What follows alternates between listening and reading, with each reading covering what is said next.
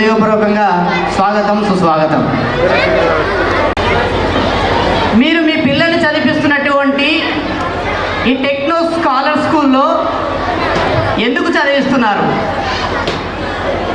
ఎప్పుడైనా ఆలోచించారా?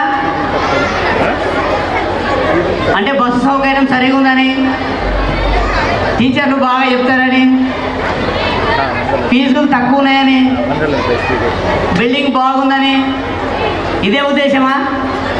లేదు ఇలాంటి ఆటల పోటీలు పెట్టి మమ్మల్ని పిల్లల్ని ఎంటర్టైన్మెంట్ చేస్తారు, మమ్మల్ని కూడా వెచ్చి కాసేపు కూర్చోబెట్టి ఎంజాయ్ చేస్తామని, ఇదే కదా? మీరు ఏ ఉద్దేశంతో ఎంచుకున్నారో మీకు తెలిసో తెలియక ఎంచుకున్నారో, కానీ నిజంగా మీరు ఆలోచించండి. స్కాలర్స్ అంటే దానికి పదానికి అర్థమైందో మీరు ఎప్పుడైనా ఆలోచించారా? ఆలోచించి ఉండకపోవచ్చు. ఇప్పుడు ఆలోచించండి. స్కాలర్స్ అంటే పండితులు. చిన్న పండితులను తయారు చేసేటువంటి ఒక వ్యవస్థతోనే మీరు కనెక్ట్ అయ్యారు. దయచేసి తల్లిదండ్రులు ఈ విషయాన్ని మీరు గుర్తుంచుకోవాలి. ఒక పండితుడు అంటే ఎవరు? గురువు. ఎవరిని గురువు అంటాం? ఎవరిని ఆచార్య అంటాం? మనం అన్ని విషయాలు ఆచరించి జీవితాన్ని బయటికి ప్రపంచానికి చూపెట్టేటువంటి వ్యక్తిని మనం ఆచార్యులు అంటాం. అలాంటి వేద పండితులని చిన్న వయసు నుంచే మీ పిల్లల్ని 360 డిగ్రీస్లో ఫిజికల్లీ, మెంటలీ, సోషలీ అనేక రకాలైనటువంటి వాళ్ళ లోపల దాగినటువంటి టాలెంట్స్ను బయటికి తీయడానికి తయారైనటువంటి వ్యవస్థనే లిటిల్ స్కాలర్ స్కూల్. అలాంటి స్కూల్లో మీరు చేశారు. మీ అందరికీ మరోసారి నేను హృదయపూర్వక ధన్యవాదాలు తెలియజేస్తున్నాను. మీరు చాలా అదృష్టవంతులు. ఎందుకంటున్నానంటే ఈ ఉన్నటువంటి ప్రాంతంలో ఒక్కొక్క స్కూల్లో మనం నర్సరీ నుంచి 5th క్లాస్ వరకు ఉంటుంది, కొన్ని స్కూల్లో 5th నుంచి 10th వరకు ఉంటుంది, కొన్ని స్కూల్లో కాలేజ్ నుండి ఇంటర్ లేదా డిగ్రీ వరకు ఉంటుంది. కానీ అలా మార్చడం వల్ల పిల్లల లోపల ఉన్నటువంటి బంధాలు తెగిపోతాయి. విద్యార్థికి టీచర్కి మధ్యలో ఉన్నటువంటి కమ్యూనికేషన్ ర్యాపో మిస్ అవుతుంది. తన ఫ్రెండ్స్ను లాస్ అవుతాడు, తన క్లాస్మేట్స్ను లాస్ అవుతాడు, డైలీ బస్సులో తీసుకుపోయేటువంటి డ్రైవర్ని అతను మిస్ అవుతాడు. ఒక స్కూల్ నుంచి ఇంకొక స్కూల్ వెళ్ళినప్పుడు తన లోపల కలిగేటువంటి బాధ మామూలుగా ఉండదు. కానీ మనం ఆ తల్లిదండ్రులను మనం అర్థం చేసుకోం. కానీ లక్కీలే మీకు అలాంటి బాధ లేదు, మీ పిల్లలకి అలాంటి బాధ లేదు. స్టార్టింగ్ నుంచి నర్సరీ నుంచి స్కూల్లోకి వస్తే డిగ్రీ అయ్యేంత వరకు అనేక రకమైన స్కిల్స్ నేర్పడానికి ఈ స్కూల్ మీకు అందుబాటు ధరలలో ఉంది. ఎందుకంటే నా పాప 3rd క్లాసు ఇబ్రాహీంపట్నంలో హెచ్ఆర్టీ స్కూల్లో వేస్తామని 1 ఇయర్కి 50,000 ఓన్లీ 3rd క్లాస్. 1 ఇయర్కి 50,000 ఓన్లీ స్కూల్ ఫీజు మాత్రమే. Bus fees 30,000. నాకు మా పాపకి 15 కిలోమీటర్ డిస్టెన్స్ స్కూల్కి, అంటే సంవత్సరానికి 1,00,000 రూపాయలు కడుతున్నాం మేము. కానీ ఇక్కడ మీరు సంవత్సరానికి దాంట్లో 50% కూడా కట్టట్లేదు. కానీ దానికి మించినటువంటి స్టాండర్డ్ ఎడ్యుకేషన్ ఇక్కడ మీ దగ్గర ఈ టీచర్స్, ఈ మేనేజ్మెంట్ మీకు బోధించడం జరుగుతుంది. ఎందుకంటే గ్రామీణ ప్రాంతంలో ఉన్నటువంటి ఆనుమత్యాలను బయటికి తీయాలనేటువంటి సంకల్పంతోనే ఈ పాఠశాల విద్యా వ్యవస్థ ఏర్పడడం జరిగింది.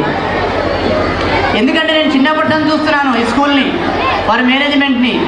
నాది ఎక్కడో కాదు, మాది పక్కనే ఉన్నటువంటి కలకొండ గ్రామం. నేను ఇక్కడ ఇంటర్మీడియట్ చదివాను.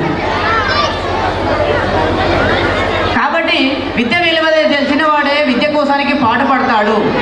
ఆ విద్య విలువ మీకు తెలిసింది కాబట్టి మీ పిల్లల్ని సరైన విధానంలో మీరు తీసుకున్నారు. నిజంగా మీరు ఆలోచించండి.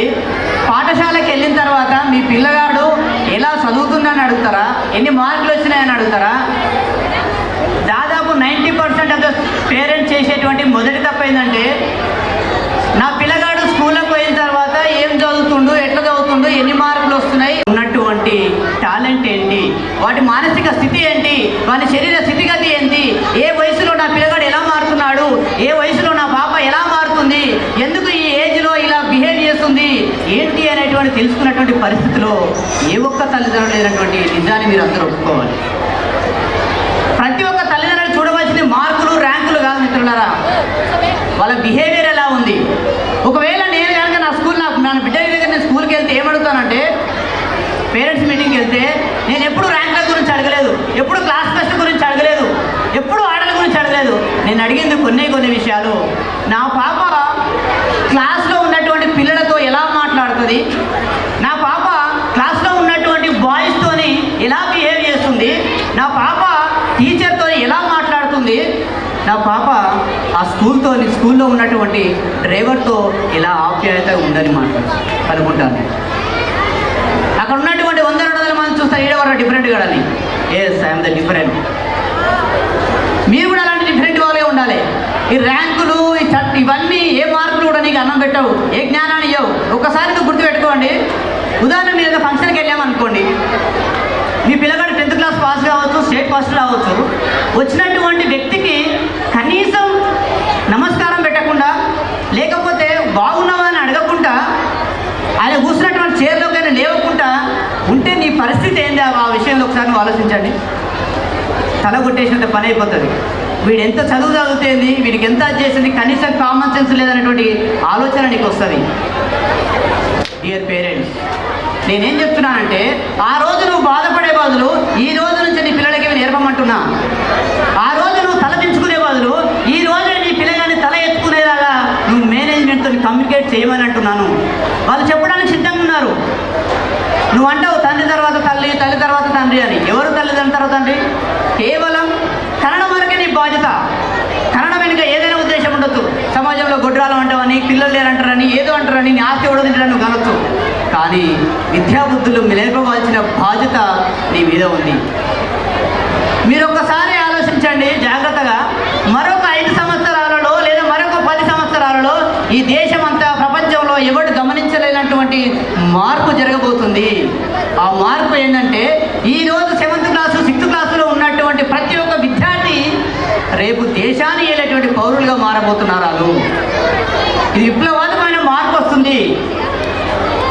ఈరోజు నువ్వు కన్నటువంటి నీ కొడుకు, నీ బిడ్డే ఈరోజు చదవదు, వీడు మొండోడు, మూర్ఖుడు, వీరికి ఎలాంటి తెలివి లేదన్నటువంటి నువ్వు ఒక 10 ఏళ్ళ తర్వాత వాళ్ళలో వచ్చేటువంటి మార్పు నువ్వు తట్టుకోలేవు.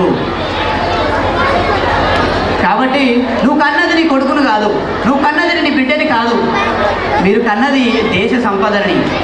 నీ జీవితాన్ని, నీ వయసు అయిపోయిన తర్వాత నువ్వు 10 రోజులు బతికినా, నెల రోజులు బతికినా, 10 సంవత్సరాలు బతికినా, నిన్ను సుఖంగా చూసుకోవడానికి ఆసరగా ఉన్నటువంటి నీ శరీరంలో అవయవై పుట్టినటువంటి ఆ వ్యక్తి తనువులో ఉన్నటువంటి ప్రతి అణువు నీ భావాలు మోసేటువంటి వ్యక్తిని మీరు అంటున్నారు. ఆ వ్యక్తితో మీరు స్నేహం చేస్తున్నారు, ఆ వ్యక్తితో నువ్వు ప్రయాణం చేస్తున్నావు అంటే నీ కొడుకుతోని కాదు నువ్వు చేసేది, నీ బిడ్డతోని కాదు చేసేది. దయచేసి తల్లిదండ్రులారా, ఈ రోజు నుంచి అయినా సరే మీరు ఒక డిసిజన్ తీసుకోవాలి. పాఠశాల